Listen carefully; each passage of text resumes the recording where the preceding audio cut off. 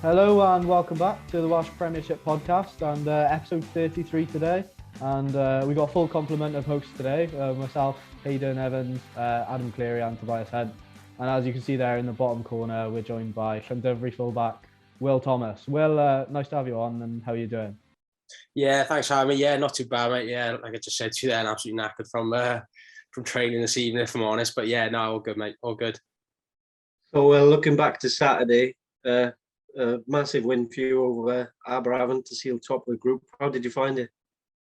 Yeah, it was a strange game personally. To be honest, I didn't have to do a great deal, but no, it was a strange one. Obviously, being 14-0 down so early on as well. It was when we were with the wind. It was not the best of starts, but the second half, fair play to the boys. It was a hell of a comeback, and to then obviously, like you said, top of the group. Yeah, couldn't have asked for a better start, really. And how pleasing was it to top the group? Was that something you set out to do before the campaign started? It wasn't necessarily to top the group, but it was just getting to the top two. That's when obviously we thought it was just the top two going through. But yeah, top two. And like I said, yeah, to come away with 9 wins from possible 10, yeah, can't complain with that at all. And obviously your quarter-final then will be against either RGC or Pontypridd.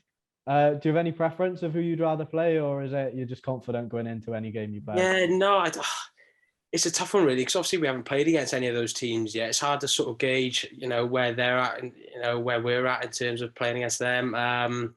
So no, not really. I think like I said, 9 wins from 10, so we'd be happy with anyone really. Home game as well, which is always nice as well. So they'll be coming to you, so you don't have to make a long trip up to Park Iris or go to Scarlets Road and have that hostile crowd. So. Yeah, though, I think it almost suits us playing away from Churchbank at times. Obviously, Churchbank, it's not the biggest of pitches. As much as I love playing there, but almost playing, St Helens, Park Scarlets, all those grounds, it almost suits us better, basically, I think. But, they're a lot quicker tracks, aren't they? Exactly, but yeah, can't complain being at home, so happy with that.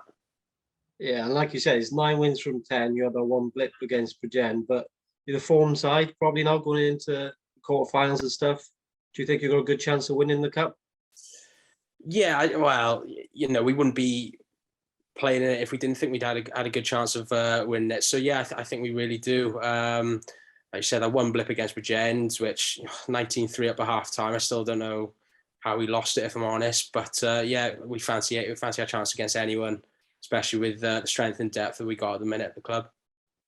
And does it make it even more impressive when you look at some of the players you've lost? People like Jack Maynard, Richard Brooks, all of those left in between during COVID. So is it even more impressive that you've gone on the top of the table? Yeah, I guess so when you look at it like that. But then the boys that have stepped in, Christian Jones at 10, obviously stepping into Jack's shoes. And then we got Garland there, old head, been there, done that. And then boys in the back row, I think forwards, I looked at our squad on the weekend, even our bench, I thought, that's a very strong looking squad that is. And to think we've still got Stu Wild come into it. Jack Jones obviously hasn't been around for a few games as well. We're looking good, to be fair. So, looking forward to the rest of the season. And you've been playing well in the Cup recently. Is it good to obviously pick up a bit of form now going into the main Premiership season in 2 weekends' time? Yeah, of course it is. Possibly, obviously we got, may have RGC in that quarterfinal, got them on the 11th. So it'll be interesting to see what they're like, and they are doing well at the minute. So that will be a tough game. But like we said after the game on Saturday, it'd be nice just to play against some other teams. Just feels like we've been playing the same teams week in, week out. So it will be nice to play against some of those East teams. You played 2 friendlies, didn't you? One against Quins and one against Aberafon. Yeah, exactly. Well. So, yeah, exactly, mate. Yeah. Yeah, and you got RGC in a couple of weeks, your league opener. But what sides, maybe from that side of the competition, do you think will be the biggest test for you in the league campaign? I think obviously looking at the top 2, I think Newport and Cardiff. Obviously Newport, I think I've almost run away with it, and Cardiff not far behind. So I think they're the 2 that we really need to look out for. But then I think any of those other teams can beat anyone else on their day. I mean, they're tough places to go as well. The big packs is completely different sort of style of rugby to the west side of the league. So yeah, in terms of sort of fronting up, that'll be the interesting sort of side to it, I guess. And obviously, as we've mentioned, the league starts a week Saturday. What are the club's ambitions for the league next year? This year? We had a brief chat about it this evening, and again, it was sort of I think it's the top 4 going to playoffs. So we've spoken about we would like to aim for those top 2 to again get a home draw in that semi-final. But at the end of the day, yeah, top 4 I think in those playoffs would be the ideal start for us. Do you think some of the games you've had in the cup, obviously some games you've sort of had to win ugly almost. Do you think that'll help you going into the league season? Because obviously you're not going to be perfect for the entirety of the league. Do you think that's going to give you good preparation going into the league? Yeah, I think so. I think obviously everyone sort of associates Llandovery with chucking the ball about and playing this expansive style of rugby, which obviously we do like to play. But then at times you have got to win ugly. I mean, on the weekends, we did it last play of the game, and we didn't play our best against Bridgend as well. The week before, we sort of had to slog it out. There's been times where we really had to dig deep, and I think Aberafon have got more try bonus points than us as well, which is why it ended up so close at the top of the league. Yeah, obviously, like I said, with those sort of Gwent teams being so strong up front, it will be an absolute slogfest, especially for the forwards. So yeah, I think it stands us in good stead, but only time will tell how we'll do in those games at the end of the day. And obviously, we mentioned before we started recording, you had another tough training session today, despite obviously topping the group, big win on the weekend.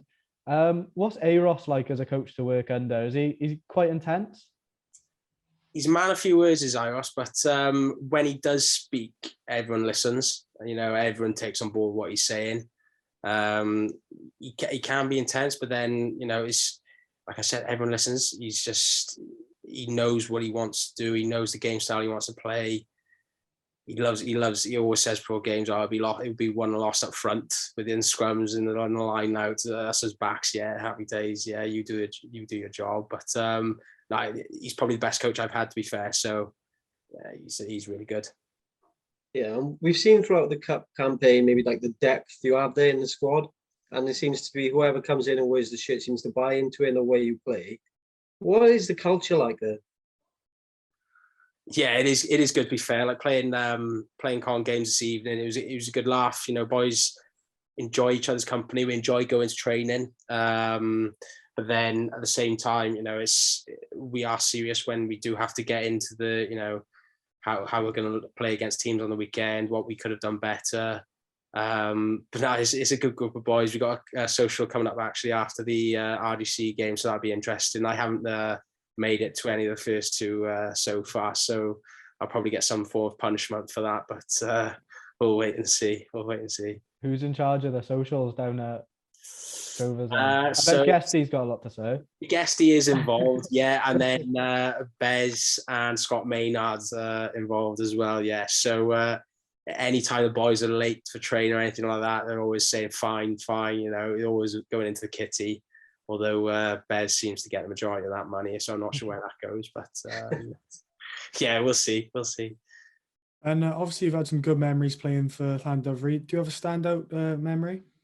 I think hands down winning the Scarlets Cup. What was it, 6 years ago now? Yeah, it was just a great day out. I think even back then, I think our squad back then was top quality. It was one of the best in the league. We were actually disappointed not to at least get into the final of the league. Because I think we finished second overall in the league campaign, but then lost to Evervale in the playoff game after the week after the Scarlets Cup. So I think we were just absolutely knackered from that Scarlets Cup game. But hands down, winning the cup at the Millennium Stadium back then was easily greatest memory. Probably playing rugby overall, I would have said. And who are some of the best players you've played with or against in the Premiership? I have to give him a mention, Scrappy, Leary's, and Rodri Jones, to be fair. I think they're 2 very underrated players. And the thing is, like, even when they're playing, they've almost got this telepathic sort of thing between them. Just hearing them on the pitch, I could hear Rods just calling something, and Scrappy knew exactly what he was doing, where he was going to be. But individually, they are game changers. I mean, until sort of they're not playing, you realise how good they are. And I'm sure other players from other teams will agree they are a nightmare to play against as well. Rods isn't necessarily the biggest 12 in the league, but he's just so deceptively strong and quick, to be fair. And then he's got such a good skill set on him. And then Scrappy's just scrappy, you know, he's the fastest little scrum half you'll come up against. And he just gets the ball rolling. He's to be fair, he's a good leader. I will give it to him. Although he gives me jip all the time. He's a little rat, Scrappy, yeah. And going into maybe your club career, obviously you represented the Blues then and the Scarlets. What was the sort of environment like there compared to playing semi-pro level? It's a tough one, really. I wasn't necessarily involved too much with the Scarlets. I played one pre-season game, and then I think it was a couple of B&I games. So I wasn't necessarily in too much full time with them. But then Blues, I did a full season full time. But again, that was sort of strange circumstance because I was concussed for like 14 weeks of the season, a couple of injuries. So it was hard to sort of. Don't remember much from then. Don't remember much from that season, do you? No. Honestly, some of the boys tell you I've had so many head knocks. Honestly, it's not the best, but it was tough to sort of get any momentum there. I'd be sort of playing for Cardiff one week, then I was out for a while, and then you'd have more Blues boys coming down. So it was tough to get any momentum within the Blues there. And they had so many back three players back then. You know, Halfpenny was there. Dan Fish was top of the game back then. You know, it was real hard to get it looking. But in terms of obviously training full time at the age of 20, 21 years old, I'd much rather be doing that and be sat behind a desk or something. You know, it's and training with the likes of Sam Wharton, Lee Halfpenny. It was an amazing experience. But then I do enjoy only training twice a week nowadays. I can't deny that. Mm-hmm. And you also played in the Championship for Rotherham over in England. What was that like, and how does it compare to the Welsh Premiership? It's far more forward dominated. Unless you have a big pack, you are struggling. And in the 2 seasons I was up there, we struggled both seasons. I had a very good season personally, first time round. Second season, I struggled a bit more. But I think it was overall, it was just a good life experience going up there, living away from home for the first time as well. It was a good life experience in general. But in terms of playing style, yeah, unless you had a big pack, you were struggling. And second season there, we really struggled because our pack wasn't the biggest. You know, coming up against the likes of Bristol, it was always going to be a struggle. But like I said, it was a great life experience. It was good to go up there and again be professional and train, you know, 4 or 5 times a week, playing on the weekends. So can't complain about that. And I know you went to Filton College, didn't you, when you were a youngster? Yeah. What was that experience like? And did you go there sort of with one eye on rugby, like to develop your rugby? Yeah, so basically my PE teacher in my school back here in Swansea, he recommended it to me because he knew the coaches up there.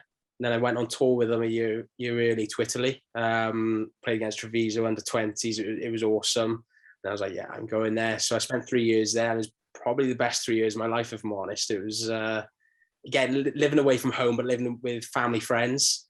It was awesome. In the academy up there, it was spot on. Your gym up there, obviously, it's like a proper academy setup, and it has really helped me, I think, long term. And were you involved with Bristol at all with your time up there? Yeah, so I was with Bristol Academy for a bit, and then made a couple of appearances in the B&I Cup. But again, I never really trained on a full-time basis up there. It was just academy and then Filton College, and because Filton played on a Wednesday, didn't want to play on the weekend, so to speak, or anything. So it was very much just Filton and then Bristol Academy. Yeah, and you've represented Wales Sevens on a number of occasions. Can you tell us a bit about that? And I know there's a story maybe of the tour of Australia with Richie Pugh as well. If you can go into that with us. Tour of Australia. Oh yeah. So I was living out in Australia. I lived up there for about 16 or 18 months, something like that. And I basically just done my 3 months of farm work to stay in the country for another year. Got back, trained on the Tuesday and Thursday with my club. And then I obviously knew it was the Sydney Sevens the following weekend. So I text Pewey saying, "Oh, look, mate, could I get some tickets?" And he replied saying, yeah, no problem. How many do you want? Get your boots ready just in case. I obviously thought he was joking, so I just sort of laughed it off.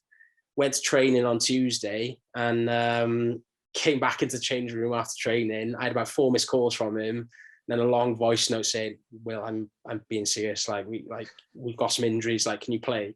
Bear in mind, I'd just been on the farm for 3 months, hadn't done anything. You know, I did 3 training sessions back. I was like, "Oh, of course, yeah." Not expecting to play, being 13th man. Someone got injured. Second day, which Pewey, it was like, I think it was about 5 minutes left of the first game, and he went, "Will, like, going on." I looked at the clock. I looked at 5 minutes. And I was like, "Oh my god, like, I've got to last for 5 minutes now on the pitch. This is going to be an absolute struggle." But it was a great experience. But then I was back to work the next day gardening, so it was very strange. But I loved it. I absolutely loved it, and it sort of made me want to get back into it, if I'm honest. And that's why I then came back home to sort of do it. And you're also capped for England at under 17s level. How did that come about, and what was that experience like? It didn't necessarily count as a cap, but it was basically because I was at Filton College. My mum's side is English, so I got put forward and ended up playing. It was more of like a trial game essentially, but it was classed as England 17s, and had the likes of Henry Slade playing on the same team. Anthony Watson was playing on the other side, so as some top quality players. Anthony Watson stepped me a couple of times straight away. I was like, yeah, he's going to be something special. But yeah, I still get a bit of stick for it, actually. And I think, I don't think many of the Llandovery boys actually know that. So I'm sure I'll get some training next week. That's class. Yeah, I just wanted to touch on as well. I know you had a nasty eye injury, didn't you, when you're back in your academy days? Can you tell us a little bit about like what happened and sort of how daunting that was as being a young rugby player and sort of having to overcome something like that? Yeah, so it was when I was playing with Sevens. We were out in Gold Coast in Australia, head-on-head collision with Fiji, and he obviously didn't feel anything because he was absolutely fine, but I was knocked out on the floor. Yeah, it turns out I had a broken jaw, both sides, eye socket was gone. So just me and the physio, Dan Jones, we had to stay out in Gold Coast for an extra week and a half by ourselves. But we had the WRU card, so we loved it out there. Absolutely loved it. But no, it was. I think it was more frightening for my parents, if I'm honest, because obviously I was young. I just sort of thought, oh, it's an injury. It is what it is. I'll be fine. But then my parents, other side of the world, I think my mum was absolutely bawling her eyes out on the phone to my dad, like, we need to go out there. But it was more of the comeback. Obviously, when I got back, it was a struggle.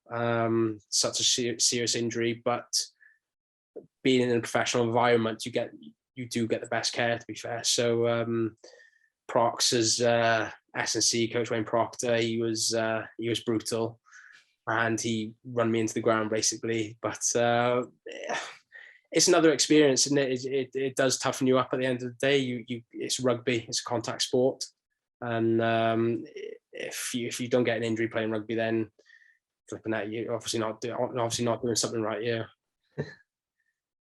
Yeah, and to finish, well, we've got a bit of fun with a teammates quiz for you. So, firstly, who's the worst dressed teammate you've played with? Worst dressed? I haven't been on the team socials this year, so it's hard to say. But from what the boys have told me, from I think it was the pre-season social against Quins at home, Lee Reese, he apparently looked like a bouncer. So I'm just going to say I'm scrappy for that. And who's the best drinker you've seen? Best drinker, I think Jock, actually. Our like sort of team. I don't know what he is at the club. He's like a team manager. He sort of helps with kits, mainly on home games. But I've never seen someone drink so much wine in all my life. Honestly, he'll have bottles in his pockets after the game, shove it in pint glass, and he goes down him like I've never seen before. So I've got to say Jock. And who's the favourite changing room DJ? Definitely not Bez. He started off in pre-season. He's been moved off it. I've come on to it recently. I'm trying to think. There are a couple of boys in Australia, actually. Obviously, you wouldn't know any of the names, but a couple of boys in Australia that I fair play. I don't know if it's just different music out there or something, but yeah, I was well impressed with that over there. And without revealing too much to us, who's the biggest liability you've seen on night out? Oh, I got to go with Lee Reese again. I think I got to after the Quins game, using Quins by himself.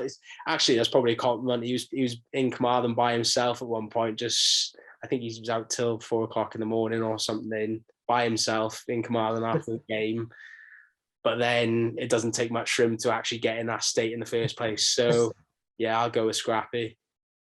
And if you're stuck on a desert island, who's the teammate you'd most like to be with and the one you'd least like to be with? Most like to be with, I'm trying to think who's the most organized. Scott Maynard's very organized. I think he'd have everything in order straight away. Or someone like Stu Worrell, very calm, relaxed. So either Stu or Scott, for most likely to be with. At least wouldn't. I don't know if it's too harsh on me saying Lee Reese again. I don't know. he'd be giving me abuse all the time, so I have to scrap you again. That's fine. Same again. We'll tag him in a put you right under the bus. Oh, to be fair, the boys were saying you've got to put him under the bus as well. So yeah, I'll do it. I'll take that. It just goes round in circles, really, because Lee Reese was giving Guesty abuse. No, you're giving Lee Reese abuse. The next drover we have on will be giving you abuse. Honestly, Scrappy, every time I walk into training, because I'm from Mumbles, he calls me posh. That's his one like annoying thing for me. That's all he says to me. We could be in the middle of a play, going through a play in training, and all I hear is posh from the other side of the ground. That's all he's got, but he just doesn't stop. All right, that's a wrap for this episode then. Cheers for joining us today, Will. Yeah, awesome. Thanks for having me. And obviously, best of luck going into the Cup quarterfinals now and the league starting in 2 weekends' time. Awesome. Thanks to those of you that are watching as well. Remember to check us out on social media at Welsh Prem Pod, and we'll be back in 2 weekends' time again for another weekly preview review show. So cheers for joining us, Will. Awesome. Cheers, lads. Thank you. And